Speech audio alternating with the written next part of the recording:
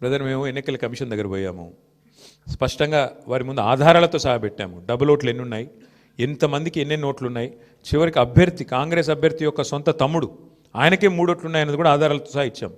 ఇక మీరు అడగాల్సింది ప్రశ్న ఎలక్షన్ కమిషన్ మమ్మల్ని కాదు. ఎందుకంటే వాళ్ళు చేయాల్సిన పని వాళ్ళు చేయకపోతే మీరు మమ్మల్ని అడిగితే మేము ప్రధాన ప్రతిపక్షంగా పోటీ చేశాము, వ్యవస్థలో ఉన్న లోపాలు ఎత్తి చూపాము, జరుగుతున్న అన్యాయాల అరాచకాలు మా అభ్యర్థి, చివరికి దొంగ ఓట్లు వేస్తున్నారని మా అభ్యర్థి పోలింగ్ రోజు కూడా పోరాడారు. మీరు చూశారు మీ కళ్ళ ముందు మొత్తం కాంగ్రెస్ వాళ్ళు గుంపులుగా 1000 మంది ఒక దగ్గర చేరి దొంగ ఓట్లు వేస్తుంటే మా అభ్యర్థి పట్టించారు. మరి పోలీసు వాళ్ళు ఏం చేస్తున్నారు, ఎలక్షన్ కమిషన్ ఏం చేస్తున్నది, ఇవన్నీగా అందుకే అంటున్నా చర్చ జరగాల్సిందే.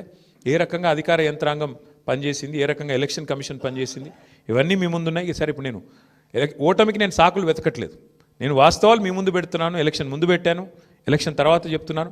ఏదేమైనప్పటికీ మేము మాత్రం డెఫినెట్గా ప్రజల్లో ఉంటాము, ప్రజలతోనే ఉంటాము.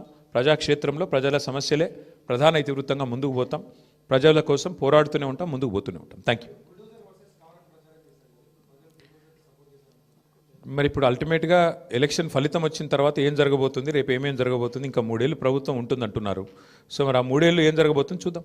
ఎందుకంటే అల్టిమేట్గా ఈ ప్రభుత్వం తన వైఖరి ఏమైనా మార్చుకుంటుందా, మార్చుకోదా, మళ్ళీ శని ఆదివారాలు పేదల కొంపలు కూలగొట్టే పని చేస్తూనే ఉంటుందా చూస్తాం. మేము చూస్తాం, మీరు చూస్తారు. ప్రధాన ప్రతిపక్షంగా మా పాత్ర మాత్రం మేము బలంగా పోషిస్తాం. ప్రజల్లో మాత్రం ఎక్కడా తగ్గకుండా ప్రజల తరపున మాట్లాడుతూనే ఉంటాం. ఈ విషయంలో మమ్మల్ని ఏ రకమైన వారు ప్రయత్నాలు చేసినా మా గొంతు మాత్రం నొక్కలేరు, ఇది మాత్రం పక్కా.